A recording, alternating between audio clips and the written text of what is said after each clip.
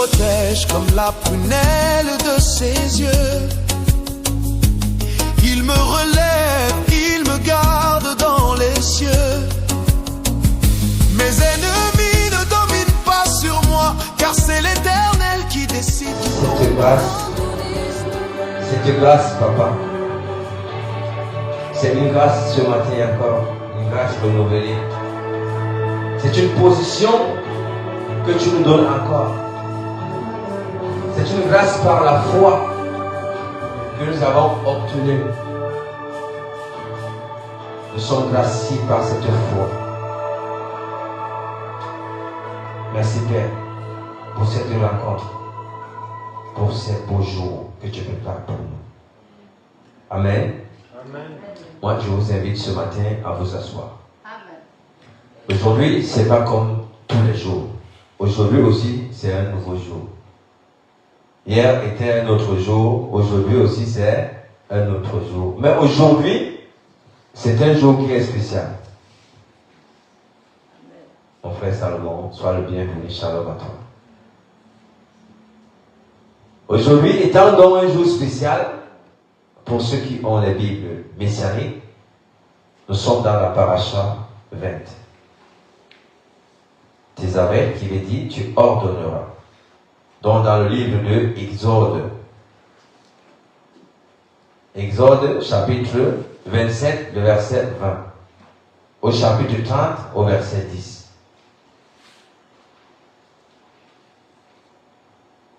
C'est ça la paracha. Mais je ferai un parallèle ce matin dans la Nouvelle Alliance. Parce que la Torah nous parle de la Genèse à l'Apocalypse.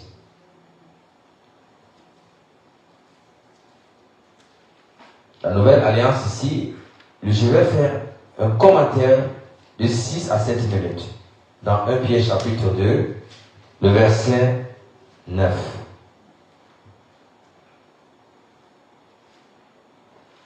Après que je vous ai présenté la paracha dans Exode 27. Voilà. Maintenant, nous venons voir le commentaire qui va se trouver dans le livre de 1 Pierre 2, le verset 9. C'est là où je fais le commentaire ce matin. Je lis au nom de Yeshua. Mais vous êtes un peuple élu.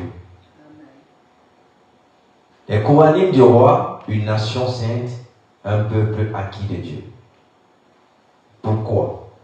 Afin que vous annonciez les louanges de celui qui vous a appelé des ténèbres à sa merveilleuse lumière. Amen. Ici, ce matin, je vais juste vous dire quelque chose ce matin. Nous tous qui sommes ici, nous sommes un peuple élu de Dieu. Mais le problème, c'est comment tu te reconnais que tu es élu ce matin. Dieu nous parle ici des ténèbres. Autrefois, nous avons eu des sacrificateurs, et ces sacrificateurs parvenaient à entretenir la lumière qui était dans le temple. Et aujourd'hui, ici Pierre nous dit que nous sommes un sacerdoce royal. Que tu sois homme, que tu sois femme. Tu es une lumière. Et vous allez voir ici ce matin que la lumière, ici, représente quoi? Représente la vie. Yeshua est la vie. Si nous sommes une lumière, nous sommes des porteurs de vie. Si nous sommes une lumière, devant Yeshua, nous sommes des porteurs de vie. Mais si nous ne sommes pas des lumières, nous ne pouvons pas être des porteurs de vie. Celui qui a reçu la lumière de la rédemption est une lumière. Et est capable aussi d'éclairer celui qui n'est pas éclairé. Et tout cela se passe dans le spirituel. C'est pourquoi on parle ici des sacrificateurs. Et ici, aujourd'hui, nous avons tous la possibilité d'être sacrificateurs. Un sacrificateur, dans le temple, il y avait des huiles qui étaient dans le temple qui représentaient le Saint-Esprit. Et tous ces sacrificateurs marchaient avec la bonne attitude, la bonne qualité. Et c'est pour cela que lorsque nous sommes là aujourd'hui, nous sommes venus avec une bonne attitude et de bonnes qualités. Si votre cœur n'est pas transformé, l'attitude en vous ne se présente pas. Il faudrait que le cœur soit transformé au travers de la louange, au travers de l'adoration, pour manifester une bonne attitude de cœur envers Dieu. Et c'est là où on nous appelle des sacrificateurs. Une nation sainte. Lorsque ton cœur il est saint, il n'a plus d'embûches, il n'a plus d'amertume, c'est toi-même qui es saint. Mais si ton cœur te reproche encore, tu n'es pas saint. Donc ce matin, comme il n'est pas comme tous les matins, c'est un Shabbat qui annonce la fête de Purim. Et c'est là le temps que nous sommes en train de passer. C'est pour que la fête de Purim nous soit enseignée par l'apôtre Brigitte. Mais je voudrais aussi vous annoncer que nous sommes un royaume de sacrificateurs. Restons dans la bonne attitude. Amen. C'était ça la paracha de ce matin. Donc nous allons appeler l'apôtre Brigitte qui va nous tenir dans l'enseignement de la fête de Purim. Amen, amen. Soyez bénis. Amen. Je vois, ça va pas discuter.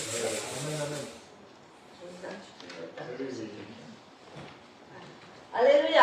Amen. Donc, comment je vous trouve en forme aujourd'hui? Je vous trouve en forme parce que c'est le Shabbat, n'est-ce pas? Amen. Amen.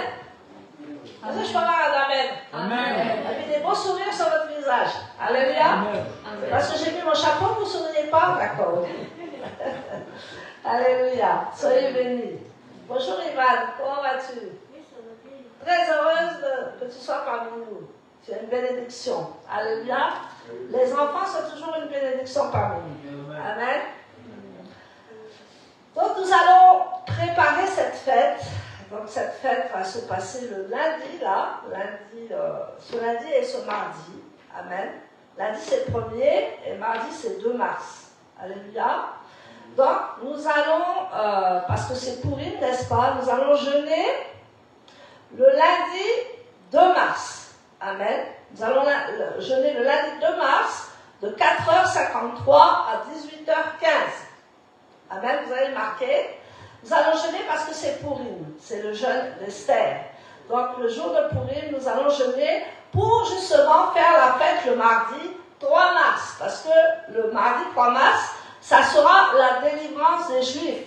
Et ça sera aussi notre délivrance. Alléluia. Donc, Purim, c'est une fête qui annonce la délivrance. Et au lieu du deuil, dans cette fête, il va y avoir la joie. Amen. Tout ce que l'ennemi va programmer dans notre vie va se transformer en joie. Amen. C'est ce que la fête de Purim va nous dire. Esther, qui va être dedans aussi, qui s'appelle Hadassah, va être dans ce jeûne, va être avec nous, et nous allons pouvoir dire au Seigneur tout ce que nous avons besoin comme délivrance. Amen. Donc le mardi à quelle heure j'ai dit? Le mardi à 18h15, on va faire un Zoom, quelque chose pour prier ensemble, n'est-ce pas? Et pour qu'il y ait la délivrance pour tout le monde. Donc le mardi soir, à 18h15, Josiane va vous mettre dans le groupe. Si vous n'êtes pas dans le groupe, tu mets Josiane, les gens dans le groupe pour que vous ayez les informations, n'est-ce pas? Et le mardi, nous allons faire la fête parce que la fête de Purim, en fait, c'est une fête où le ciel descend sur la terre. Est-ce que vous êtes d'accord avec moi? Le ciel va descendre sur la terre. Parce que quand nous faisons le jeûne de Yom Kippour, nous ne mangeons pas du tout, n'est-ce pas? Le jeûne de Yom Kippour, à Kippour, nous jeûnons, mais nous ne mangeons pas. Mais à Purim, nous jeûnons, mais après, nous faisons la fête. C'est pas beau ça? Alléluia. Donc, nous allons jeûner le lundi. Nous coupons à 18h16. Nous allons prier, amen, le lundi et le mardi. Soit on se rassemble ici, vous allez me le dire, ou soit on fait la fête à la maison. C'est comme vous voulez. Amen. Mais je sais qu'il va y avoir de grandes délivrances parce que Dieu est toujours le même. Il est le même hier, aujourd'hui et éternellement. Donc, la fête de Pourim, qu'est-ce que ça raconte? Donc là, aujourd'hui, je vais aller dans les choses générales pour vous présenter Pourim. Mais le lundi soir, nous allons vraiment cibler les prières pour que Dieu agisse. Amen. Et le mardi, on fera la fête. C'est bon comme programme? Amen. Ah, on n'est pas habitué à faire la fête alors. Le mardi, on fait la fête. On mange. Amen. Et le ciel va être sur la terre parce que Dieu aime quand ses enfants sont heureux. Donc, nous sommes dans le mois d'Adar, qui veut dire que nous devons augmenter la joie. Amen. Donc, si tu es triste, il faut que tu sois dans la joie. Il faut que tu retournes cette tristesse en joie. Amen. Et j'entends beaucoup, ils sont tristes ce matin. Souriez, vous êtes dans la joie. Alléluia. C'est un style de vie. Vous savez pourquoi moi je suis dans la joie? Pour beaucoup de choses. Beaucoup de choses me poursuivent et beaucoup de choses me bénissent. Je suis dans la joie parce que ce matin, le Seigneur m'a dit, je te décrète, chante ce matin. J'ai dit, amen. Je ne suis pas chanteur, je n'ai jamais été chanteur. Mais Dieu m'a dit, comme tu as le cœur de David, comme tu chantes tellement bien, et le pasteur a attesté, à vous n'attestez jamais rien. Le pasteur a dit, qu'est-ce que tu as une belle voix? J'ai dit, non, moi je ne suis pas chanteur. Et ce matin, Dieu me dit, je te déclare, chante comme David et tu vas faire des chants nouveaux. Amen. Donc, les prochaines semaines, attendez-vous à des chants nouveaux. Parce que Dieu m'a dit, maintenant je te déclare, chante comme David et tu vas nous faire des chants nouveaux. Amen. Ça, c'est pas une bonne nouvelle? Amen. Je mets tout mon cœur quand je chante. J'ai mis tout mon cœur quand j'adore. Et Dieu entend le cœur. Amen. C'est pour ça qu'il m'a dit ça ce matin. C'est pour ça que vous me voyez dans la joie. En plus, il a dit là, à Pourim, il faut absolument qu'on soit dans la joie pour renverser ce que l'ennemi prépare et pour renverser ce que l'ennemi a déjà fait dans notre vie. Amen. Nous allons voir l'histoire. Nous n'allons pas la voir en entier, mais je vais vous expliquer. Donc, Pourim, on va dire que le hasard n'existe pas. Nous allons voir que le peuple d'Israël va être, après son départ à Babylone, il va être déporté dans la ville de Suse, c'est-à-dire dans le pays de la Perse. Amen. Donc là, ils sont complètement esclaves, et ce roi va les oppresser. Ce n'est pas la première fois qu'on les oppresse, mais cette fois-ci, ce roi va vraiment les oppresser. Amen. Amen. Donc, qu'est-ce que ça parle? La caractéristique de cette fête, ça parle de la délivrance de l'esclavage. Amen. Donc, la délivrance de l'esclavage, c'est à Pessah, c'est à la Pâque juive. Amen. À la Pâque, comme on dit. Donc là, c'est la délivrance du pays d'Égypte, c'est la délivrance de notre corps, âme et esprit. Ensuite, dans ce livre, on va trouver l'unité. Le peuple, les Juifs vont être tellement dans l'unité que Dieu va dire que l'unité des peuples à Sukkot. À Sukkot, au mois de septembre, on fait la cabane, on se réjouit. Amen. Le peuple juif est toujours dans la fête. C'est ce que vous ne comprenez pas. Amen. Le peuple juif est tout le temps dans la fête, tout le temps dans les repas, tout le temps. Et on jeûne 2 fois l'an. Amen. On jeûne à Yom Kippour et on jeûne à Pourim. Sinon, c'est Dieu qui décide. Amen. Moi, je vais te dire une chose. Avant, je jeûnais beaucoup. Et un jour, Dieu m'a dit, arrête de te flageller. J'ai dit, quoi? Il dit, arrête de te flageller. Il dit, je suis mort à la croix pour toi, tu fais des jeûnes de 40 jours. Après, tu enchaînes des jeûnes de 20 jours. Après, tu rejeûnes des jeûnes. Il dit, mais tu ne vas pas survivre longtemps. Hein? C'est là que j'ai compris qu'il fallait jeûner quand le Saint-Esprit veut qu'on jeûne. Amen. Je n'ai pas dit que le jeûne n'est pas bon, il est très bon. Mais on ne doit pas jeûner selon sa chair. On ne doit pas jeûner parce qu'il y a un problème, ça y est, on jeûne. Amen. C'est parce qu'on n'arrive pas à quelque chose, on jeûne. Mais non, Dieu n'a jamais dit ça. Ou bien on a un problème financier, on commence à jeûner, on demande à Dieu. Le jeûne, c'est pour plaire à Dieu, c'est pas pour demander quelque chose. Amen. C'est pour que tu lui plaises. Et quand tu jeûnes, tu es plus attiré vers lui. Quand tu jeûnes, tu es plus dans l'esprit avec lui. Quand tu jeûnes, tu le rapproches plus. Amen. Donc moi, j'étais une personne qui jeûnait tout le temps. Et vous savez ce qu'un jour, mon mentor m'a dit, arrête parce que tu es exécrable. Tu fais toujours la tête.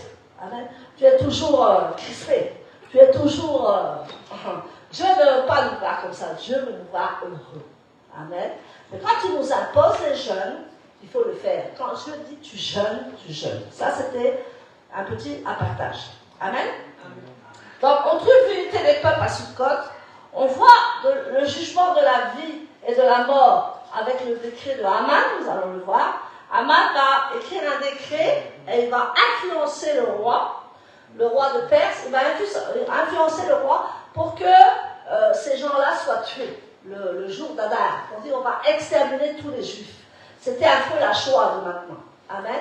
Donc ils avaient décrété que le 13 et le 14 Adar, tous les juifs devaient mourir. C'était un décret. Et le sceau royal était sur ce décret, puisque Haman, comme il était le premier ministre du roi, il avait le droit de lui demander les choses. Et il a demandé le cachet du roi. Et il a écrit toutes ces lettres et il a dit, va les mettre partout dans les provinces, 127 provinces, c'est un grand pays.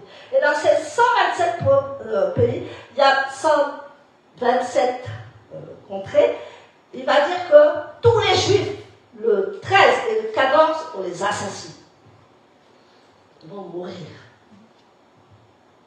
Donc, ça reprend ça pour lui. Et donc, il y a le jeûne et le repentir de Yom Kippour. Et en fait, il y a l'acceptation de la Torah, parce que nous allons voir que beaucoup de Juifs vont venir à la Torah. Amen. Donc cette fête de Purim, elle rassemble toutes les fêtes de l'Éternel, pratiquement. Amen. Donc cette fête de Purim est très importante aussi pour nous. Ah, vous allez dire, mais ça a quoi à voir? Nous, on n'est pas juifs. Si, vous êtes juifs spirituels. Et vous devez apprendre les lois et les commandements de Dieu. Et cette fête va tellement vous libérer que vous allez vouloir être à Purim l'année prochaine tout de suite. Amen. Ouais. Donc, nous allons voir que Purim, ça a une signification cachée. Dis à ton voisin, je suis caché. Je suis caché. Je suis caché. Alléluia. Donc, tout ça, ça veut dire caché. Donc, si tu dis caché, ma grand-mère disait toujours que ce n'était pas public. Mais c'est toujours pour être heureux, vivant, caché. Alléluia. Donc, je ne sais pas si c'est biblique ou toi, ma grand-mère dit toujours, si tu veux être heureuse, vis caché. Ne te montre pas au grand monde. Ne te mets pas trop à l'avant, parce que tu vas être une cible pour l'ennemi. Donc, Esther, tout le long de son ministère, a resté cachée. Elle a fait le travail caché. Elle a travaillé dans le travail du Seigneur caché. Elle ne s'est jamais montrée. Et pourtant, nous allons voir qu'elle va être la délivrance de tout le peuple juif. Amen. Donc, mes amis, le ministère, c'est pas se montrer, c'est rester caché, c'est travailler dans l'ombre, c'est travailler ensemble, c'est ensemble dans l'unité. Et nous verrons vraiment la gloire de Dieu. Amen. Donc, cette Esther-là, elle était particulière. Donc, elle était très particulière parce que son oncle l'avait élevée dans la Torah, son oncle l'avait élevée dans les lois juives, et en fait, elle avait tellement une physionomie apaisante. C'est-à-dire que quand on la regardait, c'est comme s'il y avait tellement une illumination sur sa vie parce qu'elle était dans les lois de Dieu. Amen. Donc, nous aussi, nous avons un visage brillant. Nous avons un visage qui reflète la gloire de Dieu. Nous avons cette peau, cette illumination sur notre visage. Tous les enfants de Dieu, tous les croyants ont ça. Parce qu'on a été marqués du sceau de Dieu. On n'est pas marqué de l'ennemi, mais on est marqué du sceau de Dieu. Amen. Amen. Donc, Purim a une signification cachée importante. Et le nom de Megillah Esther, nous voyons que les Juifs lisent le rouleau d'Esther. Nous, on dit le rouleau d'Esther, mais eux, ils disent la Megillah d'Esther. Amen. Donc, ça implique un sens caché, car Megillah, ça veut dire en hébreu, Giloui, ça veut dire révélé. Amen. Et Esther vient du mot caché. Donc, Esther, ça veut dire caché, et Megillah, ça veut dire révélé. Donc, elle a été cachée, et ensuite, elle a été révélée. Amen. Donc, ce que tu dois faire, tu dois être caché, mais un jour, le Seigneur va te révéler. Amen. Et il y a un temps pour être caché, mais il y a un temps aussi pour être révélé. Dis à ton voisin, un jour, Dieu va se révéler. Non seulement à moi, mais il va révéler aux autres qui je suis. Alléluia. Est-ce que ça va? Amen. J'ai beaucoup de choses à dire, donc je dois aller tout doucement. Amen.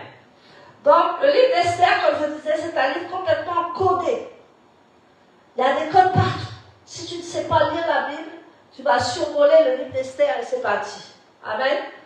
Tu vas survoler des petits points, tu vas voir que oui, c'était une femme courageuse, il y a beaucoup plus que ça. Esther, c'est un livre qui est codé. Nous allons apprendre à le décoder. Amen. incroyable avec l'œuvre du Messie. Donc, l'histoire de Pourim se passe pendant l'exil de Babylone qui devait durer 70 jours, 70 ans pardon. Donc, selon Jérémie, il disait que Dieu n'était pas content après la maison de Juda. Parce que nous voyons que la maison, les 10 tribus d'Israël ont été, 200 ans avant, les 10 tribus d'Israël ont été éparpillées dans le monde. Amen. Et il restait la maison de Juda et la maison de Benjamin. Donc, pendant ces 10 tribus auxquelles nous appartenons, n'est-ce pas, on appelle ça les 10 tribus perdues. Et les 10 tribus perdues, c'est nous. On est dans le monde entier. Amen. Il y a des Éthiopiens juifs, il y a des Français juifs, il y a des Martiniquais juifs, il y a des juifs partout dans le monde. On appelle ça les 10 tribus perdues. Et il y a la maison de Juda qui était là. Donc la maison de Juda va apparaître environ 200 ans après les 10 tribus, qu'on a appelées, les tribus, on les a appelées Éphraïm. Amen. Dis à ta voisin, je suis Éphraïm. Je suis Éphraïm. Je suis de la tribu d'Éphraïm. Alléluia. Donc, ça comprend, donc quand ils ont été dispersés, bien entendu, dispersés dans le monde entier, ça comprend la destruction du temple. Le temple a été détruit. Ça comprend l'exil de Juda. Amen. Et ça comprend beaucoup de malheurs. Parce que Dieu leur en voulait tellement parce qu'ils étaient allés après d'autres dieux. Amen. Et Dieu n'est jamais content quand on va après d'autres dieux. On dit non, c'est le Nouveau Testament, Dieu pardonne. Non, Dieu veut qu'on le suive exclusivement. Si tu vas voir d'autres dieux, serre ta confiance, mais tu vas payer le prix. Amen. Dieu veut qu'on le suive exclusivement parce que c'est un Dieu saint et il n'y a pas d'autre Dieu que lui. Alléluia. Donc on voit que le peuple se lamentait vers les rives de Babylone et il ne savait plus quoi faire parce qu'il souffrait. Amen. Est-ce que tu as déjà souffert dans ta vie? Amen. Ah oui, amen, si tu dis non, t'es un menteur. Tout le monde a souffert dans sa vie. Amen. Même un bébé commence à souffrir pour venir sur la terre. Alors donc, on a tous souffert. Amen. Donc, c'était le châtiment de Juda, de la maison de Juda. Parce qu'en fait, ils avaient été appelés d'autres dieux et Dieu n'était pas content. Et au temps d'Esther, on ne voit dans le livre de Esther, on ne voit pas le nom de Dieu. On le voit en filigrane, il est sur l'arrière-Dieu. Mais dans le livre d'Esther, tu ne verras pas le nom de Dieu prononcé. Parce que Dieu était absent. Dieu était là, mais Dieu s'était retiré parce qu'ils avaient tellement désobéi que Dieu a dit non. Tant qu'ils ne reviennent pas à la Torah, je ne suis plus avec eux. C'était grave. Amen. C'était grave à l'époque, parce que quand il n'y avait plus de Dieu, il n'y avait plus rien. Amen. Donc, le psaume 137, on peut l'associer au livre d'Esther, on le dira à la maison pour lundi, marquer le psaume 137. Il dit, je vous disperserai dans les nations, je tirerai l'épée après vous, et votre pays sera en désolation, et vos villes seront un désert. Waouh, quel châtiment. Elles étaient dans cette posture. Amen. Ils ne savaient plus où y aller, et ils traînaient. Vous savez, quand ça ne va pas, on traîne, non? Quand ça ne va pas, on erre. Amen. On dit que les esprits errent quand ça ne va pas. Amen. Alors nous sommes esprit et vie, nous errons quand ça ne va pas. Et quand nous errons, nous n'avons pas grand-chose dans notre vie. Est-ce que vous êtes d'accord avec moi? Amen. Donc voilà un peu la fête de Pourim. Dieu avait tourné sa face, il semblait avoir disparu au milieu du peuple. Donc son nom n'était même pas cité et n'apparaissait pas en direct dans le livre d'Esther. Alors, il disait en Deutéronome 31-18, est-ce que tu peux me le lire, s'il te plaît? Deutéronome 31-18.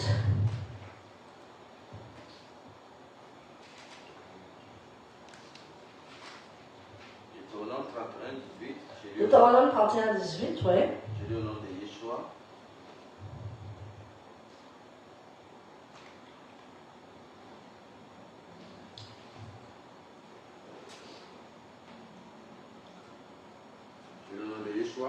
Mais je leur cacherai ma face. Je leur cacherai ma face. À cause de tout le mal. À cause de tout le mal qu'ils auront fait. En se tournant vers d'autres dieux. En se tournant vers d'autres dieux. Donc à l'époque, là, Dieu n'était pas content. Amen. Et Dieu n'est pas content non plus quand on se tourne vers d'autres dieux. Amen. Et ça se sent. Est-ce que tu as déjà vu la gloire de Dieu se retirer de toi? Ça commence par quoi? Ça commence que tu deviens fade. Tu ne brilles plus, tu n'as plus rien. Tu n'as plus d'aspect, tu es triste.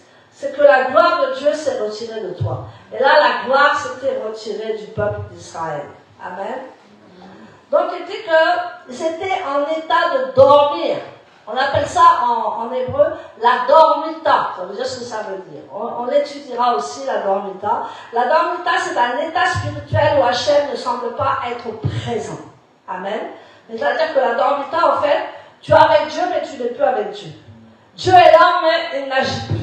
Amen. Il est là à côté de toi, bien sûr, il ne va pas mourir, il te protège, mais il te laisse réfléchir dans la direction où tu vas aller. On appelle ça la dormita. C'est-à-dire que tu es dans un état de... tu dors. Amen. Et tu n'es pas éveillé du tout. Parce que Dieu n'est plus avec toi. Amen. L'histoire de Pourim comprend différents aspects cachés. On va voir les choses cachées dans Pourim. Qu'est-ce qui se passe? C'est caché. Le don de Dieu n'apparaît pas dans le livre. Il est caché. Amen. Le sort qui intervient pour la destruction du peuple. Aman avait tiré un sort et le peuple ne le savait pas. Amen. Donc c'était caché. Tout ce qu'Aman a fait, c'était derrière. Tout ce que l'ennemi fait, c'est à l'arrière de nous et il prépare sa garde pour nous attaquer. Mais heureusement que le Seigneur est avec nous. Et là, Aman, il avait décrété, parce qu'il avait une haine raciale des Juifs. Vous savez pourquoi? Parce que, Aman descendait du peuple agadite. C'est-à-dire, c'était les descendants du roi Agad. Et Agad, on voit que Agad, c'était le dernier roi d'Amalek. Vous savez qu'Amalek, c'est notre ennemi juré. Amen. Et Amalek, c'est le mal, c'est le doute, c'est la peur. Amen. Et il était le dernier roi d'Amalek. Et donc, comme il était le dernier roi d'Amalek, Aman descend de là. Aman descend de la peur. Aman descend du doute. Aman descend de la destruction. Et nous voyons que de génération en génération, ça s'est propagé comme cela. Amen.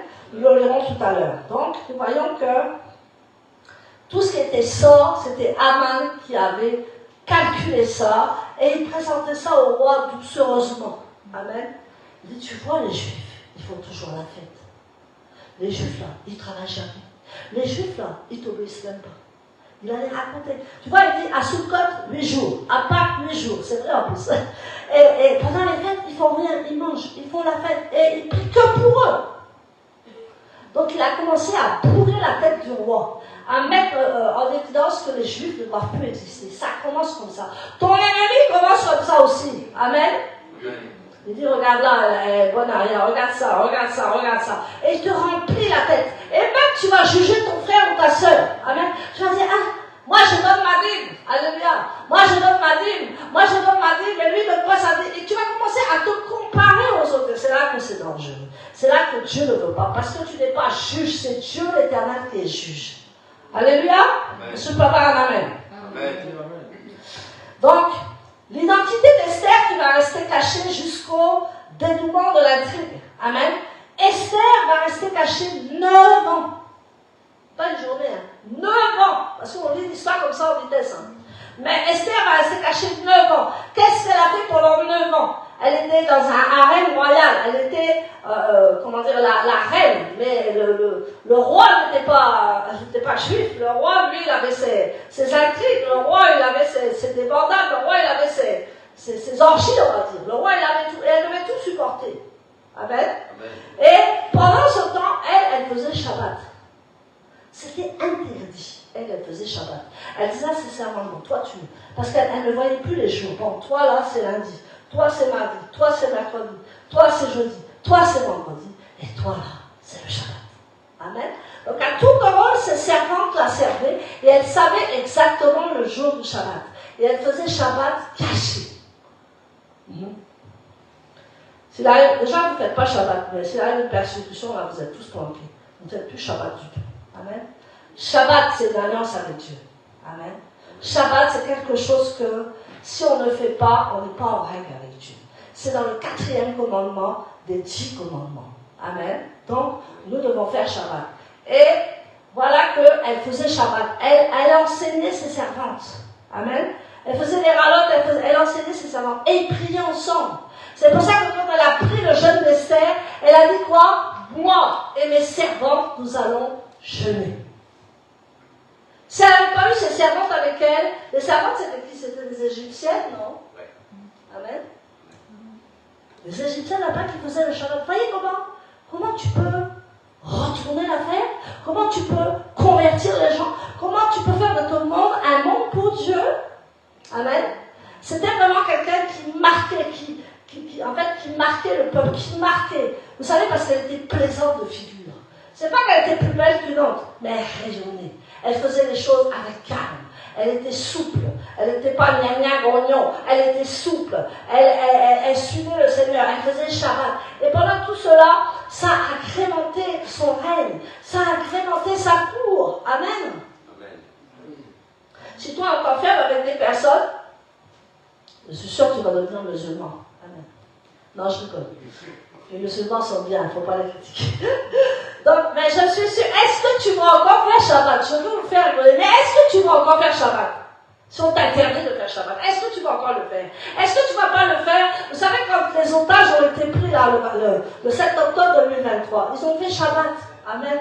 Avec les petites, ils n'arrivaient pas à allumer, mais ils ont quand même fait Shabbat. Amen. Ils faisaient les fêtes pendant qu'ils étaient enfermés, pendant qu'on les torturait. Ça, c'est aimer Dieu. Est-ce que tu aimes Dieu? Amen. Tu aimes Dieu dans ta bouche ou tu aimes Dieu vraiment? Amen, j'aime Dieu. Est-ce que tu aimes Dieu dans ta bouche ou que tu l'aimes vraiment? Amen. On voit quand tu l'aimes vraiment quand il y a les combats. Amen. Est-ce que je peux avoir un amen? Amen. Donc, elle est restée cachée 9 ans.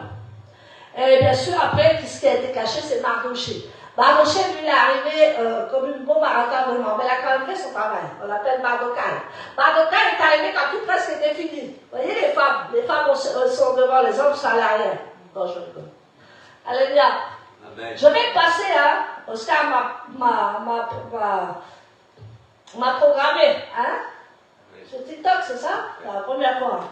Je vais parler du ministère des femmes. Donc, soyez branchés. Alléluia. Je vais parler du ministère de la femme. Donc, l'intervention de Mardoché à retardement. Et bien sûr, la présence de Haman, d'Amalek, l'esprit d'Amalek, en filigrane, c'est-à-dire en arrière-plan. Lui, il joue son plan à l'arrière. Des fois, l'ennemi, tu ne le vois pas, mais il est en train de préparer les coupes derrière. Là. Il dit, ah, attends, elle va faire ça. Je vais la taper quand il faut la taper. Il prépare ses coups. Et Haman, il était comme ça. Il voulait détruire le peuple juif. Donc, il faisait tout. Il faisait tout pour que le roi déteste les juifs. Et le roi a fini par détester les juifs. Vous voyez, quand on vous intimide, amen, quand on vous bourre le crâne, quand on vous fait des lavages de cerveau, si tu n'es pas réellement converti, tu vas partir de l'autre côté. Donc, c'était les choses cachées de Pourim. Amen. Amen. Maintenant, on va aller voir, on va voir plusieurs inversements, où Dieu va inverser la situation. Dieu va inverser ta situation. Dis-le à ton voisin. Dieu va inverser ma situation. Dieu va inverser ta situation. Au lieu de perdre, tu vas gagner. Au lieu de pleurer, tu vas avoir la joie. Amen. Au lieu de ne pas avoir d'argent, tu vas être riche. Alléluia. Dieu va inverser ton problème. Amen. Là où c'est pas bien, là, tu vas voir, Dieu va retourner la situation à ton avantage. C'est ça, l'enfant de Dieu. Vous allez le souvenir, c'est bien. Alléluia. Dieu va inverser la situation pour toi. Amen. Donc, premièrement, les choses vont être inversées. Hadassa, qui veut dire Myrte, Hadassa Esther, elle était une jeune femme juive qui va devoir épouser un roi païen. Waouh, quelle souffrance, quel sacrifice. Amen. Et Mardoché a dit, tu vas y aller. Parce que sinon, ils vont te tuer. Ils ont choisi toutes les belles femmes. Si tu n'y vas pas, ils vont te retrouver, ils vont te tuer. C'est même Mardoché qui va lui dire, vas-y. Parce que sinon, ta vie là, elle ne va plus exister. Donc, au lieu d'être une fille juive qui pratique sa judaïté correctement, elle est devenue une païenne sous le roi. Donc, sa judaïté a été cachée. Amen. Le roi va aller contre son propre règlement quand il va tendre son propre recette à la reine. Amen. Personne n'avait le droit d'aller devant le roi si le roi ne l'appelait pas. Et donc, Mardoché a dit, va voir le roi. Elle je vais voir le roi, je vais mourir. Parce que le roi, ça fait 30 jours qu'il ne m'a pas appelé. Si moi je vais voir le roi et qu'il me tend le sceptre, je suis foutu, il va me tuer. Il avait déjà tué Vachi pour ça. Amen. Parce que Vachi ne s'était pas présenté, donc il avait déjà tué. Donc il a dit, si tu ne te présentes pas là, c'est grave pour toi. Amen. Donc il va lui accorder. Donc Esther, c'est là qu'elle va jeûner 3 jours, et elle va dire, je dois défendre mon peuple. Je dois maintenant, c'est le temps que je dise ma nationalité. C'est le temps que je dise que je suis chrétienne. C'est le temps que je m'affirme comme enfant de Dieu. C'est ce qu'Esther a dit. Je vais y aller. Et si je dois périr, je vais périr. Le courage des femmes. Amen. Donc, elle sait là, en fait, elle a fait tout ce qu'il fallait. Hein. Ça, c'est des autres enseignements. Elle est trempée dans la Bible, on l'a arrangée, elle était très belle et tout ça. Très très belle, très très propre, très très bien habillée. Et elle dit, je vais rentrer dans la cour du roi. Amen. Et elle est rentrée dans la cour du roi. Tout le monde à côté dit, ah, on va la tuer. Ça c'est le jour, elle va la tuer. On va la tuer, on va la tuer. Elle va rentrer là où il ne faut pas, on va la tuer. Ils ont commencé à la pointer du doigt. Ils ont commencé à faire des accusations contre elle. Ils ont commencé à dire du mal à elle. Et elle a dit, non, je vais rentrer. Je vais parler au roi. Alléluia. Et donc quand elle est rentrée, c'est comme si elle était illuminée. Hein. Vous savez, Dieu transforme. Hein. Et quand elle s'est présentée devant le roi, elle était tellement entourée de la lumière de Dieu qu'il a dit, oh ma reine, que c'était défendu. On ne pouvait pas rentrer dans la cour du roi si on n'avait pas été invité. Donc elle a inversé la chose. Amen. Elle a dit, c'est vrai, je n'ai pas le droit, mais j'y vais quand même. Et si je dois périr, je périrai. Est-ce que c'est le courage? Il faut être courageux dans l'œuvre de Dieu. Amen. Il faut que vous soyez courageux dans ces derniers temps. Que si on te dit que tu es chrétienne, demain tu es tué, tu dis c'est pas grave. Alléluia, j'irai quand même. Amen. C'est ça la fin des temps. Amen. Donc, Mardochée va être élevé à la place d'Aman. Ça a été inversé. Alléluia. Aman était élevé, maintenant c'est Mardochée qui a été élevé. La potence destinée à Mardochée, c'est Aman qui a été pendu à sa place. Vous voyez comment Dieu inverse les choses? Amen. Vous voyez comment Dieu, d'un malheur, il te donne le bonheur. C'est pour ça que de la peur, de la tristesse, il va te donner la joie aujourd'hui. Amen. Amen. On ne peut pas être pas joyeux aujourd'hui, jusqu'à tout le mois d'Adar. Amen. Et donc, le décret de la mort de tous les Juifs va être inversé. Parce que Esther va toucher le cœur du roi. C'est là qu'elle va dévoiler son identité devant Aman. Aman, il va avoir peur, il dit, mince, elle est juive, on ne savait pas qu'elle était juive. Parce que Mardochée lui a dit, tu ne dis jamais que tu es juive.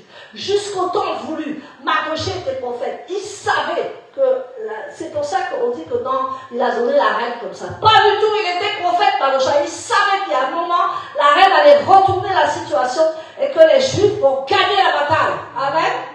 Et Dieu te dit que tu dois gagner la bataille. Tu dois être prophète de ta propre vie. Amen. Tu dois voir même ce qui se passe.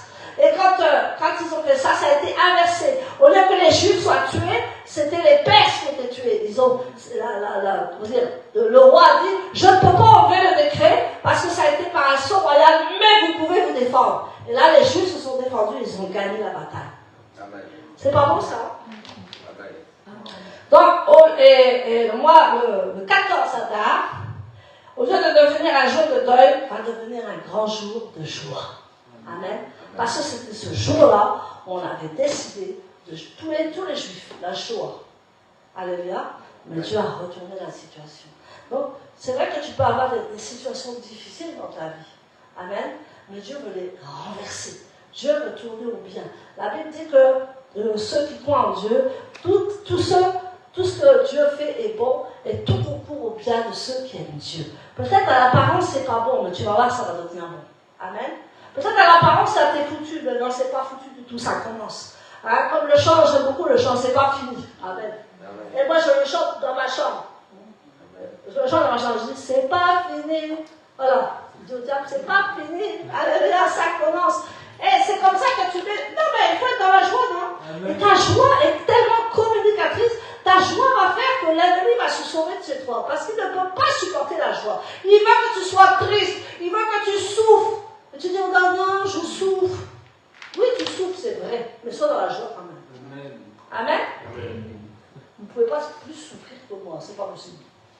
Je vous le dis d'avance, vous ne pouvez pas souffrir plus que moi. Amen. Je souffre le temps apôtre aussi. Amen. Alléluia. Amen. Donc, il y a dans tout ça, il y a plusieurs acteurs. Je vous fais l'aspect général de Purim. Hein. Après, on rentrera dans les détails dans la semaine. Donc, il y a plusieurs acteurs. Le roi Cyrus, qui va régner d'une main de fer sur tout le peuple. Mais lui, il va interdire la reconstruction du temple, sous la pression des ennemis d'Israël. Pourtant, son père avait dit de reconstruire le temple. C'était Rodesh, le roi Rodesh, juste avant le roi d'Assyrus, le roi de Perse. Il y avait son père qui avait ordonné la reconstruction du temple. Mais lui, là, Assyrus, il a dit non. Je ne veux pas, ils ne reconstruiront pas le temple. Donc, il avait la haine des Juifs aussi. Amen. Avant de marier Esther. Hein. Donc, il a été, il a été appâté par les ennemis d'Israël. Amen. Amen. Donc, fais attention à ça aussi. Il y a beaucoup d'ennemis d'Israël. On va dire, toi, tu appartiens à Israël.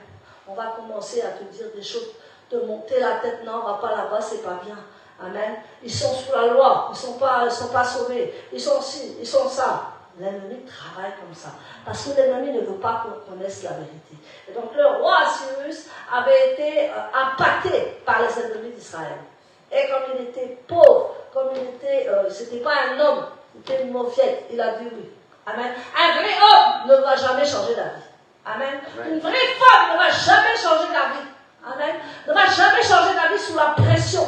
Parce qu'il faut savoir ce qu'on veut dans la vie. Amen. Il faut vraiment savoir ce qu'on veut. Donc quand on a choisi un camp, on a choisi un camp. On ne vient pas, on vient, on part, on vient. Quand tu as choisi, tu as choisi. Amen. Moi, je vois Joseph hein, qui part, il est toujours là, non? La dernière fois, il est en retard, mais il est arrivé. Parce qu'il a choisi, n'est-ce pas? Vous avez choisi d'être là. Parce que ce n'est pas simplement votre volonté, c'est la volonté de Dieu. Amen. Donc, il connaissait la puissance du royaume de Juda.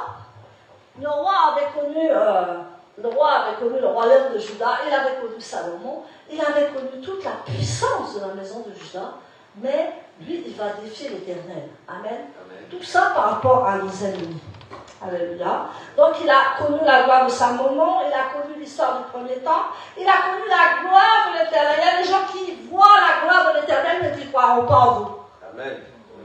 Beaucoup, il y a des gens qui voient la gloire de l'Éternel, mais ils ne veulent pas venir à Christ. Amen. Et là, c'est ce qui s'était passé. Ils connaissaient la puissance du royaume de Juda, mais ne voulaient pas venir dans son royaume, parce que c'était trop compliqué pour eux. Amen. Amen. Donc aussi, il avait peur, parce que c'était un roi qui venait de s'installer. Il avait été fraîchement établi. Amen. Et quand on est fraîchement établi, il avait donné 180 jours de festin. Ça, c'est pour les hommes. Anissé, lui, il voudrait bien être là-bas. 180 jours de festin. Non, je rigole. 180 jours de festin pour qu'on le voie. Pour qu'on voit toute la nourriture qu'il avait. Pour qu'on voit toutes les richesses qu'il avait. Et comme il venait d'arriver, il dit qu'il faut mettre le paquet. Hein? Quand ils arrivent au gouvernement, c'est pas ça qu'ils font, pardon, hein? Excusez-moi. Ils appâtent. Ils stimulent. Amen. Surtout en Afrique, ils donnent à manger à tous les gens quand il y a une élection. Amen. Amen. Ceux qui ne votent pas n'ont pas à manger. Ceux qui votent pour eux, ils ont à manger. Les pauvres. Donc, comme ils ont faim, n'ayez jamais faim, mes amis. N'ayez jamais faim parce que vous êtes en danger. Alléluia. Amen. Donc là, c'était vraiment, d'abord, il est dit dans Esther 1, il dit au jour d'Assyrus, quand Assyrus a pris le pouvoir. Amen. Donc, il a montré ça, et il a dit après, il y aura 8 jours dans la demeure du roi. Il y avait les Juifs dans la maison, il y avait Mardochée qui était conseiller, il y avait tous les Juifs qui étaient là. Et Mardochée les a menacés. Il a menacé les Juifs, il dit, si vous allez, regarde, je vais vous tabasser. Non, c'est moi qui ai inventé. Allez, là. Il disait que non, n'allez pas là-bas. Amen. N'allez pas là-bas parce que vous allez manger, vous boire, vous allez périr avec eux. Ils vont vous contaminer. Et Mardochée, là, on sait la vérité. Mais les Juifs sont quand même allés. Il y a toujours des Juifs qui désobéissent. Il y a toujours des enfants de Dieu qui désobéissent. Ne va pas là, ne fais pas ça, mais il faut quand même dire, oh, la faute là a été montée, on va le faire, on va y aller. Amen. Et après, il dit, je n'ai jamais su, je n'y serais pas allé. Si j'avais su, je n'aurais pas fait ça parce que ça me mène au désespoir. Amen. Donc ils sont allés, ils ont vu. Et quand ils sont rentrés, qu'est-ce qu'ils ont vu? Et c'est là qu'ils ont pleuré.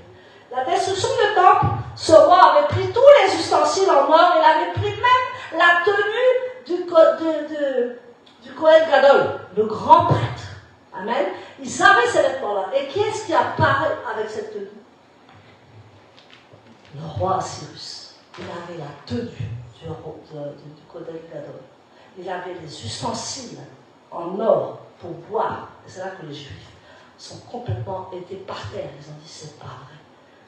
Et c'est là qu'ils ont vu. L'Antéchrist, c'est ça. Il nous fait miroiter beaucoup de choses en ce moment. Amen. Amen. Buvez, mangez, c'est pas grave, allez-y. Amen. Mais quand il va vous présenter vraiment la chose, ça va être la chose où tu ne vas plus pouvoir te redresser. Et quand Mardoché savait, Mardoché, lui, il servait le vin. Il dit, hey, vous avez vu? Hein? Vous avez vu? Vous êtes là, hein? Ouais. Mardoché surveillait, hein? Je vous surveille aussi. Mardoché, il surveillait derrière. Alléluia. Il surveillait. Et puis il dit aux Juifs, ah, vous mangez bien, vous voyez dans quoi vous buvez? Dans les coupes de l'Éternel. Amen. Et Aman, il avait pris toutes les richesses du temple. Il était riche. Mais Aman, qu'est-ce qu'il a fini? Il a fini pendu au bois. Amen. Donc, les mauvaises choses ne durent qu'un temps. Amen. La richesse mal acquise ne dure qu'un temps. Amen. Fais avec ce que tu as. Je n'ai pas dit qu'il ne faut pas être riche, mais fais petit à petit et Dieu va te faire prospérer. Mais ne prends jamais l'argent de la manipulation. Ne prends jamais l'argent des faux gouvernements. Ne prends jamais cet argent parce que ça va se retourner contre toi. Donc, le roi Cyrus va s'asseoir sur son trône. Amen. Et là, il va y avoir quelque chose de terrible. Les Juifs vont s'écrouler. Ils vont dire non, c'est pas possible. Ils nous ont tout pris. C'est-à-dire qu'il était question d'usurper la grandeur du royaume de Juda. Ils ont dit Juda n'est plus rien, c'est nous. Amen. Amen. Les chrétiens ne sont plus rien, c'est nous. Amen. Amen. Les Juifs messianiques ne sont plus rien, c'est nous. Alors ils vont s'accaparer la gloire de Dieu. Il y en a beaucoup comme ça. Hein? Non, viens, je vais faire une consultation. Amen. Amen, Oscar. Amen. Je vais faire une consultation. Alléluia, des fois on parle tous les deux. Je vais faire une consultation, tu vas voir, ma voyance est bien. Tu sais, ça vient de Christ, hein. Viens, je vais te dire l'avenir, viens. Il y en a beaucoup qui vont voir ces gens-là. Je te déconseille d'y aller parce qu'une fois que tu es dans leur griffe, ton âme leur appartient. Amen. Amen. Et bien là, il va y avoir la prière, délivrance. Amen. Pour que tu sois revenu normal. Je te dis, fais attention aux derniers temps. Amen. Amen. Donc, ils vont usurper la grandeur du royaume de Juda. Ne te laisse jamais usurper ta gloire. Amen. Amen. Même si tu n'as rien là. Moi, je dis aux enfants spirituels dans l'Afrique, n'importe où là, quand ils n'ont pas d'argent. Je dis, vous restez comme ça. Dieu va vous sauver. Dieu va vous délivrer. Mais arrêtez d'aller à droite, à gauche, de faire des choses bizarres. Parce que vous allez le payer. Amen. Amen. Amen. Donc on reste avec ce qu'on a, on prospère avec ce qu'on a et Dieu va nous aider. Amen. Amen. Non, je n'ai pas beaucoup d'amen. Amen. Je n'ai pas beaucoup d'amen à vous me regarder. Amen. Amen. Amen. Voilà. Amen. Bon, maintenant on arrive à Vachi. Bon, je fais un tour général. Dimanche, lundi, mardi, on va rentrer dans le process. Bon, Vachi, on dit que la reine Vachi, la pauvre, elle était belle, Vachi, vous savez ce qu'elle faisait? Elle était mauvaise. Vachi, elle faisait travailler les femmes juives le jour du Shabbat. Et doublement. Donc elle les faisait désobéir au commandement de Dieu. Et comme ils étaient esclaves, ils ne pouvaient pas faire autrement. Donc Vachi, le jour du Shabbat, là, il travaillait 2 fois plus. En disant, voyez votre Dieu là, vous ne pouvez pas le suivre. Vous avez transgressé le Shabbat. Les gens, ils étaient par terre. Parce que transgresser le Shabbat, c'est pas bon. Amen. Je saurai, quand tu pratiques le Shabbat, si un jour tu ne fais pas le Shabbat et que tu ne te sens pas mal, c'est que tu n'as pas fait le Shabbat. Faites l'expérience. Ne faites pas le Shabbat à samedi. Si vous le faites comme ci, comme ça, là, c'est bon, c'est que vous ne rentrez pas. Mais si vous faites réellement le Shabbat, on ne peut plus sortir de là. C'est une bénédiction. Amen. Amen. Et donc là, Vachi, elle n'était pas bonne pour les Juifs. Elle était mauvaise. Comment faire transgresser des gens des femmes de ménage, des femmes qui travaillaient à son service. Au lieu de les honorer, elle les bafouait, elle leur faisait faire des choses qu'il ne fallait pas faire. Amen. Et c'est là que Mardochée va avoir un nom perse qui va s'appeler, c'était perse et c'était juif en même temps, il va s'appeler Mordéraï. Mordéraï, c'est Mardochée. Amen. Mordéraï va changer son nom pour un nom perse, parce qu'il voulait se protéger. Et il va l'appeler Esther, dans le sens, ça signifie caché.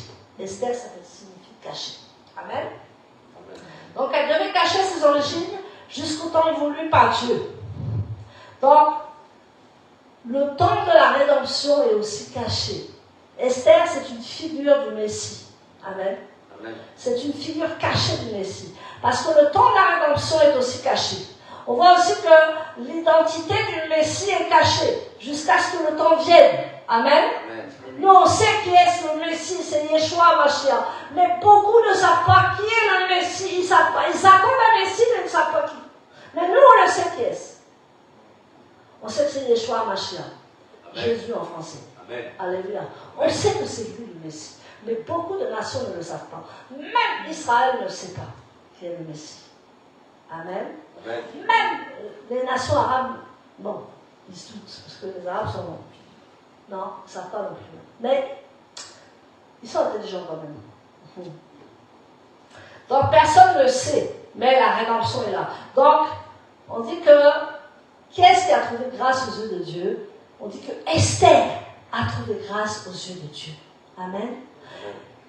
Noé a trouvé grâce aux yeux de Dieu. Amen. Moïse a trouvé grâce aux yeux de Dieu.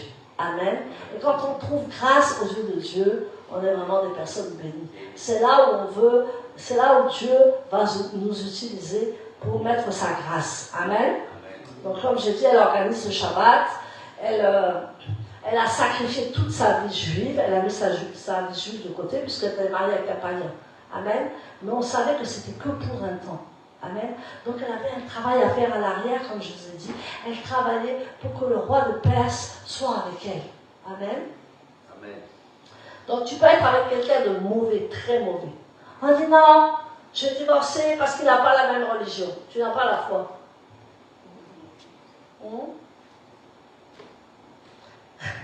Je vais divorcer parce que lui il est comme ci, il est comme ça, ou elle est comme ci, elle est comme ça. Mais comment Esther a changé le cœur du roi? Question. Je dis ça pour les femmes, mais je dis ça pour les hommes aussi. Comment Esther a pu changer le cœur du roi quand c'était un païen? Amen. C'est parce qu'elle n'a pas abandonné sa religion. Elle n'a pas abandonné la gloire de Dieu. Elle n'a pas abandonné le Shabbat. Elle a toujours fait ce que Dieu lui a demandé. Mais elle était cachée. Amen. Ça, c'est le pouvoir que tu as. Le pouvoir de croire en Dieu. Le pouvoir de croire que même s'il n'y a plus personne autour de toi, tu feras le Shabbat quand même. Tu auras une petite bougie comme ça, tu feras le Shabbat. Amen. Tu feras la gloire de Dieu. Tu prieras comme Dieu veut que tu pries. Tu seras un enfant de Dieu puissant. Alléluia. C'est Dieu. Il veut, même si tu es tout seul, tu n'as plus de pasteur, tu n'as plus rien. Amen. Là, vous n'avez pas la chance d'avoir les pasteurs. Quand ça ne va pas, allô pasteur, allô apôtre, allô malou. Mais quand tu es toute seule, tu n'as plus rien. Comment tu fais? C'est pour ça que moi, j'incite les gens à avoir une communion avec Dieu, une intimité avec Dieu. Amen. Si tu as cette intimité avec Dieu, tu peux être tout seul, mais tu ne seras jamais perdu. Je n'ai pas dit de ne pas aller aux autorités, non, je n'ai pas dit ça. Vous pouvez venir autant que vous voulez. Mais il faut avoir une ligne de conduite avec Dieu. Amen. Il faut renforcer l'intimité avec Dieu. Alléluia. Amen. Donc, elle apparaît comme un sacrifice pour le salut des Juifs. Amen. Amen. Est-ce que tu sais te mettre en sacrifice? Ou le sacrifice déjà il est trop lourd de venir le samedi? Amen. Est-ce que tu sais te mettre en sacrifice pour quelque chose? Et on voit qu'elle s'est mise en sacrifice pour le salut des Juifs. Et elle va dire pendant un moment, et là c'est l'histoire qui le dit, elle va dire quelque chose à moi, quelque chose qui m'a beaucoup troublée. Elle dit que Sarah, elle a été prise par un roi. Hein? Pas par un roi, elle a été prise par Pharaon, n'est-ce pas? Mais elle a été prisonnière une nuit. Parce que Dieu a dit, rends cette femme à Abraham. Amen. Donc elle a été prise une nuit par Pharaon. Elle a été prisonnière une nuit par Pharaon. Et elle a été délivrée. Mais Esther, elle va dire, moi Seigneur, ça fait 9 ans que je suis prisonnière. Pourtant tu as délivré Sarah, tu as délivré toutes les femmes. Et pourquoi pas moi? Et c'est là qu'elle va prononcer et ça fait pleurer. Mon Dieu, pourquoi tu m'as abandonné? Elle va dire ça à Dieu. Elle va dire, mon Dieu, pourquoi tu m'as abandonné? C'est Esther qui va dire ça. Et qui est-ce qui va dire ça autrement? C'est Yeshua qui va dire, mon Dieu. Allons dans Matthieu 27, 46. Oscar, s'il te plaît.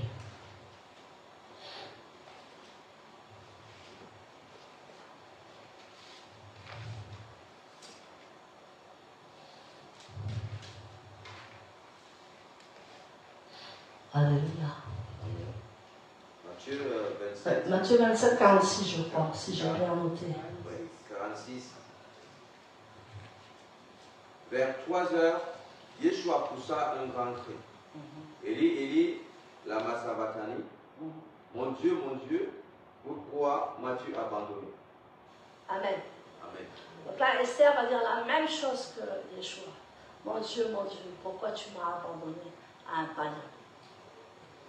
Donc Esther a été l'instrument utilisé pour la destruction d'Aman. Amen. Amen. Esther est comme le sacrifice du Messie pour sauver le peuple. Amen. Amen. Esther a sauvé le peuple juif. Amen. Yeshua a sauvé toute l'humanité. Amen. Amen. Esther est une grande dame. Pas une petite dame, c'est une grande dame. Amen. Amen. Amen. Et Yeshua, il a trouvé grâce aux yeux de Dieu. Amen. Amen. Comme Noé, comme Moshe, comme Esther, ils ont tous trouvé grâce aux yeux de Dieu. Amen. Amen. Le combat spirituel, c'est le règne du Messie. Amen. Amen. Le combat spirituel que nous avons actuellement, c'est le règne du Messie, avec le rassemblement des 12 tribus d'Israël. Amen. Amen.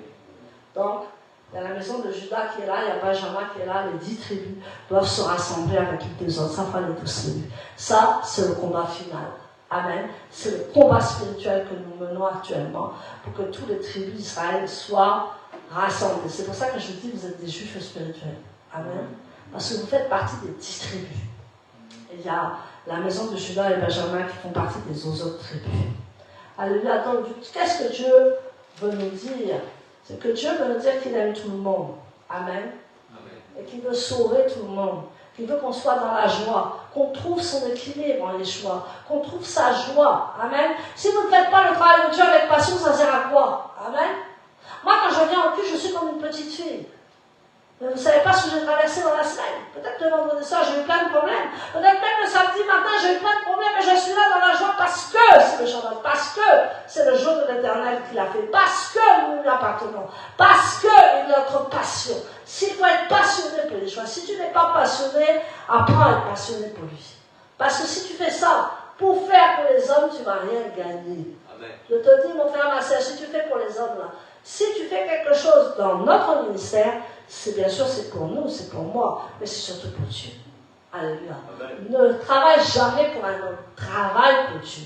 Parce que l'homme est l'homme, mais Dieu, lui, il ne t'abandonnera jamais. Et là, on voit que Dieu s'est levé sur Esther. Amen. Amen. Donc, les Juifs vont combattre leurs ennemis, les Juifs vont être victorieux. Amen. Le roi va donner son sceau royal à Mardoché. Amen. Et la reine, elle va être heureuse parce que le roi Cyrus va écouter la voix d'Esther. Et il va dire que ton peuple est fort. Amen. Amen. Et elle a réussi à convertir le roi d'Assyrie. Amen. Amen. On ne dit pas qu'il est converti, mais elle l'a converti. Puisque lui a dit que met des décrets partout pour que tous les Juifs soient sauvés. Donc il était avec sa femme, non seulement il était avec sa femme, mais il était avec le peuple d'Israël. Et il avait compris la force d'Israël. Amen. Amen. Et il avait compris que sans Israël, il ne pouvait plus rien faire. Et en plus, il était marié à une reine d'Israël. Il ne le savait même pas. Amen. Vous voyez, il y a des bonnes choses. Là. On découvre qu'on est juif quelquefois. On dit, j'ai des racines. Hein. Même si tu n'as pas des racines, tu es juif spirituel. Alléluia. Arrête d'aller aller chercher des racines de la foi, c'est pas grave, tu es juif quand même. Tu es juif quand même spirituel. Tu es un enfant de Dieu, tu es un enfant marqué du sceau de Dieu. Tu n'as pas besoin de te faire battre. Ah, moi je suis juif spirituel, moi je suis messianique. Arrête de faire ça, tu ne vas rien tirer. Travaille pour le royaume, amen. Travaille pour le Seigneur, amen. Et je t'assure que lui, il va te mettre au devant. Il va te récompenser. Tu n'as pas besoin de la récompense d'un homme, tu as besoin de la récompense du Seigneur. Amen. Amen. C'est bien d'être récompensé par les hommes, c'est des encouragements. Amen. Amen. Je n'ai pas dit que c'était mal, mais l'essence même, c'est Yeshua Mashiach. Donc, il faut que tu apprennes à être passionné de lui. Amen. Quand tu viens par là, tu commences à bailler dans le culte, tu commences à dormir. Hey, tu dehors de ça. Amen. Vous savez combien de temps on est pour faire tout ça, là? Des heures. Hey, quand il y a quelqu'un qui dort à l'assemblée, je peux devenir folle. Amen. Parce que le temps qu'on passe, le temps qu'on se déchire, le temps qu'on est passionné, le temps qu'on fait tout ça pour vous et vous dormez, ça peut nous donner un AVC. Alléluia. Amen. Amen. Donc, nous allons terminer par quelqu'un qui a fait une grave erreur. On va voir 1 Samuel 15, verset 8. Il a fait une grave erreur. Et ça nous poursuit encore aujourd'hui. Il y a des gens qui font des erreurs. Il ne faut pas faire. Grave, vous allez voir l'erreur. Amen. Parce que Aman, il était le descendant, j'ai dit tout à l'heure, Aman était le descendant des. Comment il s'appelle? Il était descendant d'Amalek, mais il était le petit-fils du roi Agag. Amen. Aman était le petit-fils du roi Agag. Écoutez.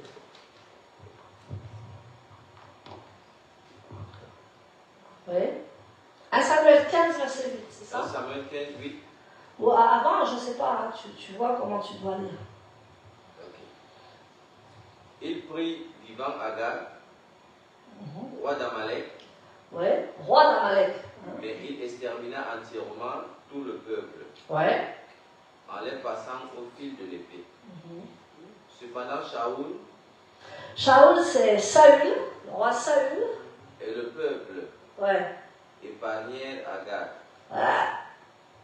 Et le meilleur des brebis du bétail, y compris les animaux de second choix, les agneaux et tout ce qui était bon. La nourriture encore. Ils n'étaient pas disposés à exterminer ces choses, mais ils exterminèrent entièrement tout ce qui était sans valeur ou faible. Puis la parole d'Adonai fut adressée à Samuel. Ouais, ce qu'il a dit Adonai. Je regrette d'avoir établi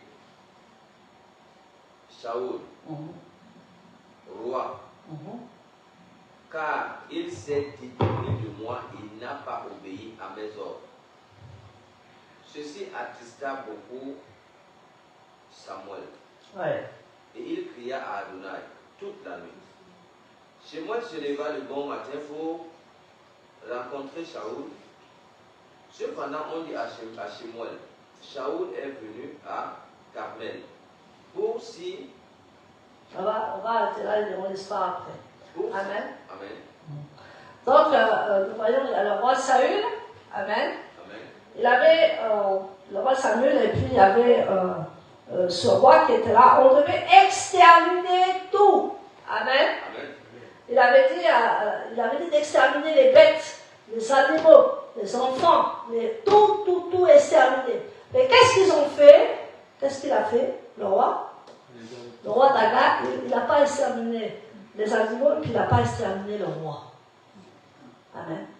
Et voilà Amalek qui nous poursuit depuis. Amen. Amalek, il lèche le sang des Hébreux. Il aime la haine, il aime le doute, il aime la peur. C'est un esprit qui est là. Amen. Et Dieu, il avait dit d'éliminer tout le monde, pas par méchanceté, non.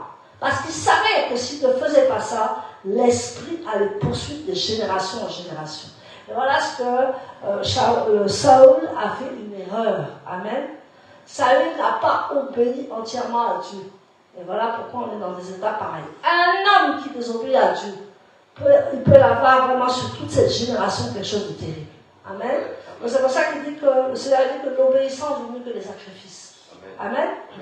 C'est vrai que Saül va devoir faire des sacrifices, mais Dieu, pourquoi n'a pas agréé ces sacrifices? Pourquoi Dieu n'a pas agréé les sacrifices de Saül? C'est parce qu'il avait désobéi. Amen.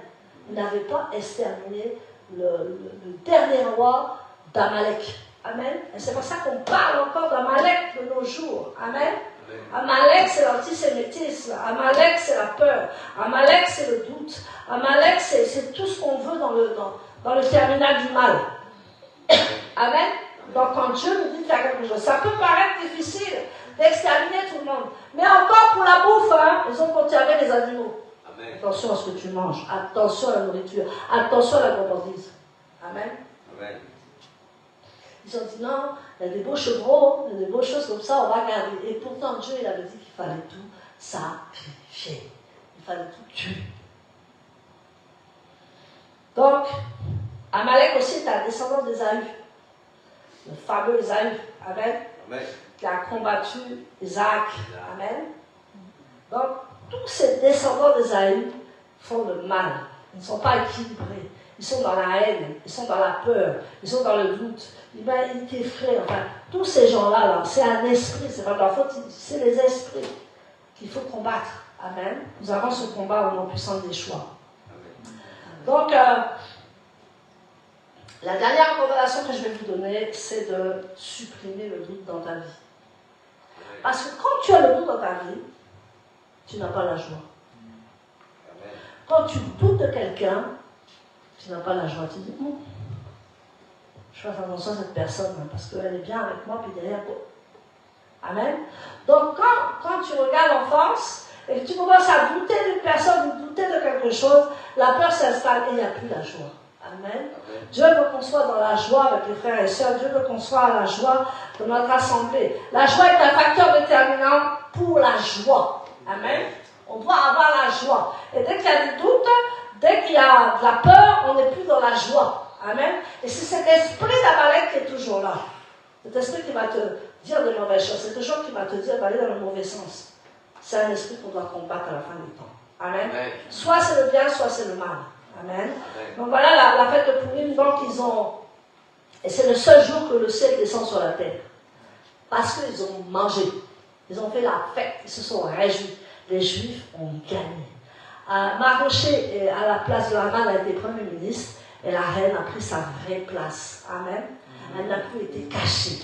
Parce que le roi était devenu converti. Le roi était devenu pour Israël. Amen. Vous voyez, comme un roi païen, un roi même qui avait interdit la construction du Beth Amikdash. Il l'avait interdit. Amen. Mais après, il a changé d'avis. Donc, tu vois, avant de nous côtoyer, là, tu vas changer. Amen. Amen. Tu vas changer. Alléluia. Amen. On n'est pas parfait, mais on suit la voie de Dieu. On suit la voie de l'Éternel. Personne n'est parfait, hein, ça je peux vous le dire. Mais on suit la voie de Dieu. Et si tu suis la voie de Dieu, tu seras toujours dans la joie. Vous savez, vous ne pouvez pas vous imaginer la joie. Amen. La joie, c'est quelque chose de puissant. Amen. Amen. Quand tu es dans la joie, les gens veulent toujours te mettre en colère. Non, j'ai compris. Il ne faut pas se mettre en colère, mais il faut laisser. C'est le silence, c'est la meilleure chose. Dieu m'a dit, ferme ta bouche, ferme ta bouche, et tout ira bien. Amen. Et le silence est mieux que la guerre. Le silence est mieux, et la personne ou quelqu'un qui ne suit pas Dieu, ou quelqu'un qui n'a pas bien fait, il vaut mieux avoir le silence que de se disputer. Ça ne sert à rien. Amen. Donc, ils ont gagné, et là, il y a eu la paix en Perse. Amen. Tout le monde a fait le Shabbat, tout le monde était bien. Il y avait des réjouissances. C'était les vraies réjouissances de Dieu. Ce n'était plus les réjouissances d'un Dieu païen. Un Dieu qui ne suit pas Christ. Un Dieu qui est mauvais. Un Dieu qui fait enfermer les gens. Un Dieu qui met le doute, qui met la peur. C'était terminé. Esther a gagné pour la bataille. Amen. Quand nous faisons le jeûne d'Esther, c'est pour gagner une bataille. Alléluia. Je suis sûre que tu as une bataille dans la vie. Moi, j'ai plein de batailles. Amen. Amen. Je suis sûre au moins que tu as une bataille dans ta vie. Amen. Et plus tu es élevé en autorité, plus tu as des batailles. Il ne faut pas croire. Amen. Tu crois que l'ennemi va te laisser, plus tu es en autorité, plus il va vouloir t'écraser. Parce qu'il dit non, elle appartient à Dieu ou il appartient à Dieu. Donc cela dit, Amen. Nous allons jeûner de 5h à 18h15. On se retrouve et on va prier. Amen. Alléluia. Amen. Mais on va vous communiquer le lien, n'est-ce pas? Amen. On va vous communiquer le lien. On va prier en ligne. Que le Seigneur vous bénisse. Amen. J'en ai fini, que le Seigneur vous bénisse. Soyez bénis. Amen. Et nous avons la victoire. Amen.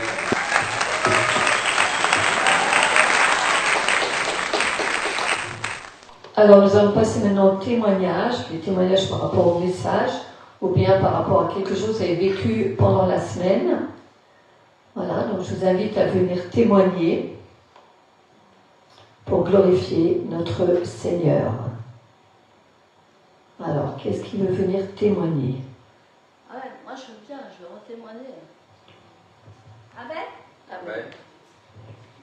Donc, Dieu m'a désigné comme chambre. Vous pouvez m'applaudir. Alléluia. Amen. Dieu m'a dit, maintenant tu es chante. Amen. Je dis, aïe. Je suis chante. Parce que il dit que ma voix est moite. C'est Dieu qui m'a dit ça tout à l'heure. Je chantais là, j'avais pas de micro, je chantais. Il m'a dit maintenant, tu es comme David, tu vas écrire des chants. Alléluia. Salomon, il a écrit les proverbes, et David, qu'est-ce qu'il a écrit? Les psaumes. Que Dieu vous bénisse. Amen.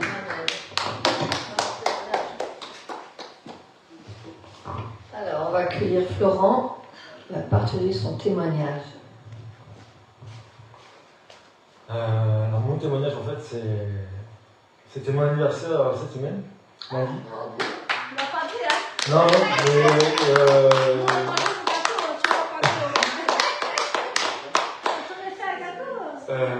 en même temps ça a été une semaine très difficile, mais avec beaucoup de joie. Et je rends gloire au Seigneur parce que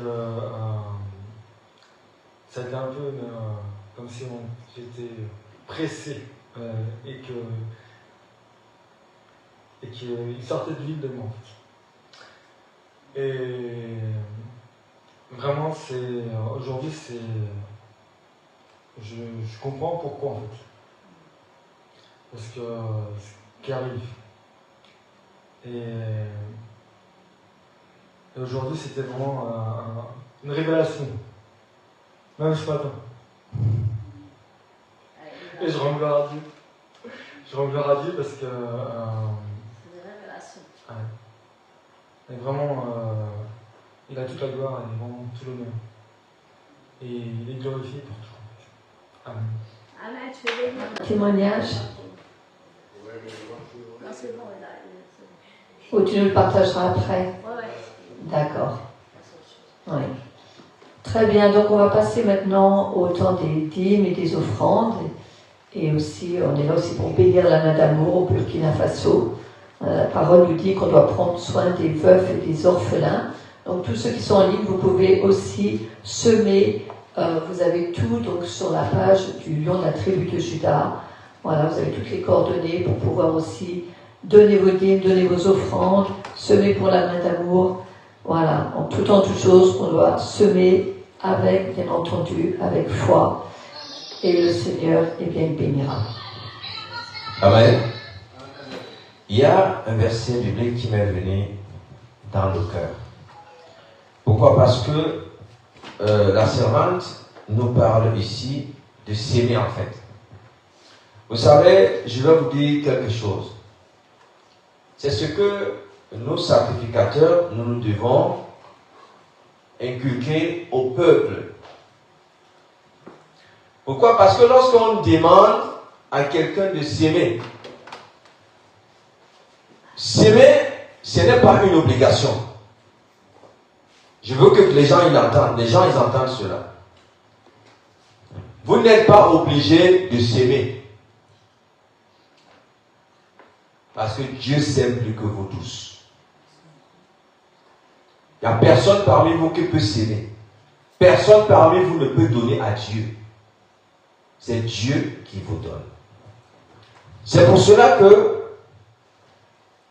la dîme et l'offrande, nous élevons cela à Dieu.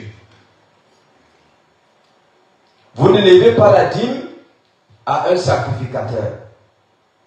Dieu a mis le sacrificateur pour le représenter que lorsque vous allez élever la dîme de tout cœur, votre dîme que vous élevez, c'est votre cœur que Dieu regarde.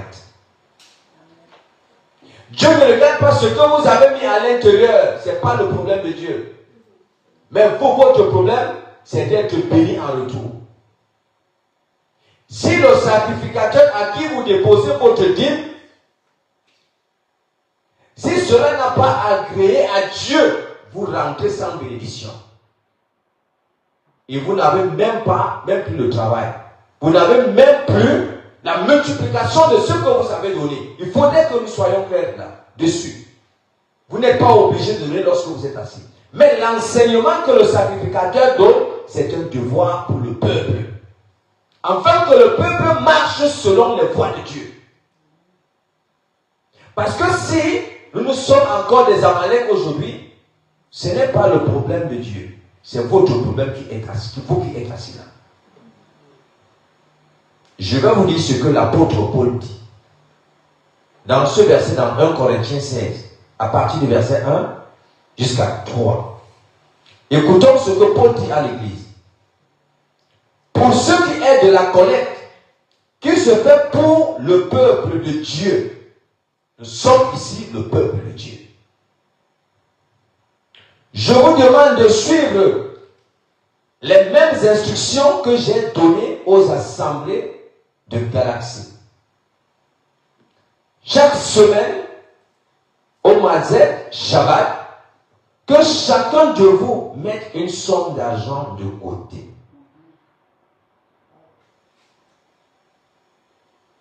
C'est Paul qui donne l'enseignement ici. Chaque personne de vous met une somme d'argent de côté. Le dimanche, commencez déjà à préparer votre offrande.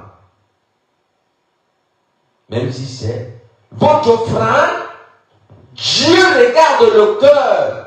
Dieu ne regarde pas ce que tu vas donner. Dieu lui sait ce que tu as parce que c'est lui qui pouvoir. Et Paul nous donne l'enseignement qui est une instruction que Dieu a donnée depuis au Père. Et Paul donne ça aux églises ici. Que chacun de vous mette une somme d'argent de côté et la garde. De sorte qu'on n'attende pas ma venue pour collecter des fonds. Donc, il dit que dans l'assemblée, il y a une collecte de fonds qui se fait aussi. En dehors de la louange et l'adoration que nous donnons à Dieu et le message, il y a aussi une offrande, il y a aussi des collectes de fonds qui se passent dans l'assemblée.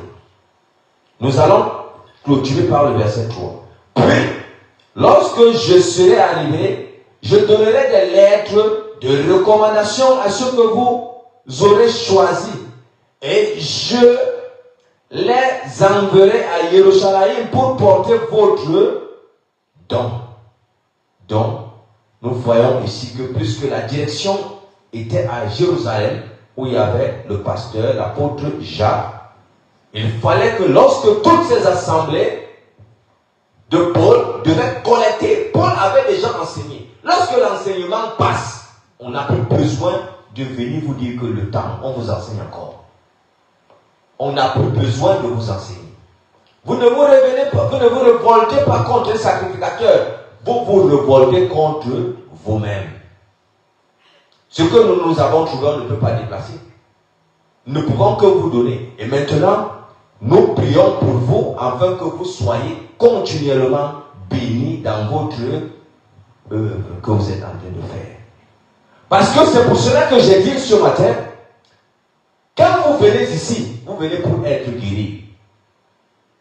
Si lorsque vous arrivez ici, vous avez un problème, vous retournez avec le même problème, vous n'êtes pas venu dans la maison de l'Éternel. On ne prie pas un maman ici. On prie un Dieu qui délivre et qui sauve. Donc, c'est pour cela que, mes frères et sœurs, excusez souvent ma manière de parler, mais c'est aussi l'autorité de Dieu qui est à moi. Donc, je voulais vous faire comprendre que ce que nous faisons n'est pas une obligation. Mais ça reste pour nous un devoir pour Dieu. Nous livrons nos dons. On appelle même ça les dons, les dîmes, les offrandes et tout. Nous livrons ces dons à l'Éternel, le Dieu Tout-Puissant, celui qui pourvoit, afin de continuer encore à pouvoir dans nos vies. Amen.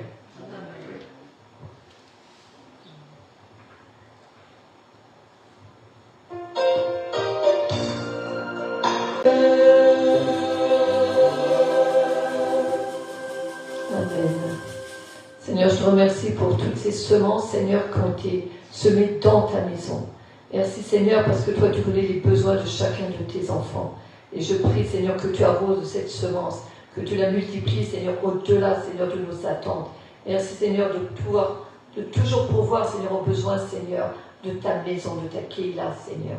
Et merci, Seigneur, pour tout ce que tu vas faire encore cette semaine par le biais, Seigneur, de ces semences. Dans le nom de Yeshua Mashiach, j'ai prié. Amen. Amen. Je demande au serviteur Anissé de venir faire la prière de clôture. Amen. Amen. Maintenant qu'on arrive à la fin du service, on va faire la prière de bénédiction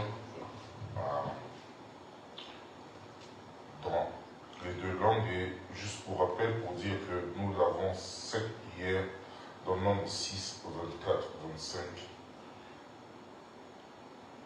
Faisons-le pour aujourd'hui en attendant que on se rappelle de revenir, de prier pour Pourim, où on va célébrer mardi.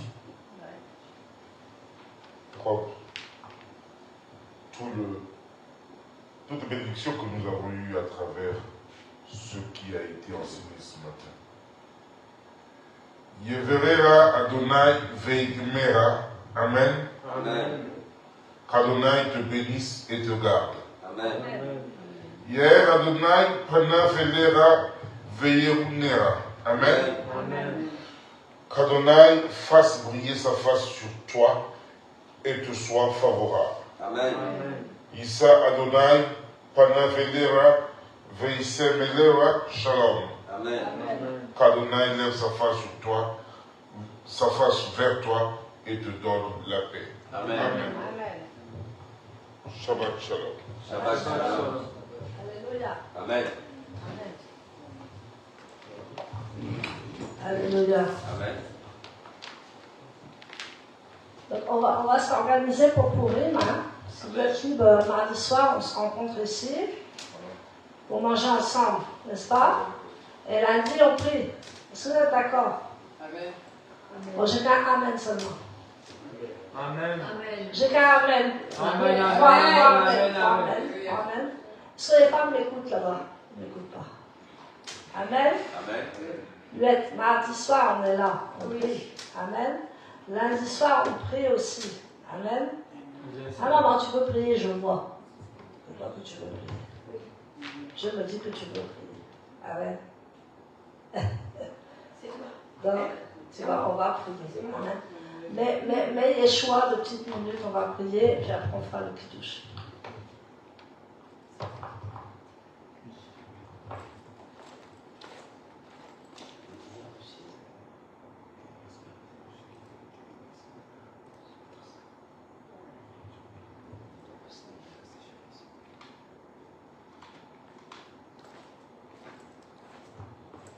Donc les Mardochée et les Esther se préparent.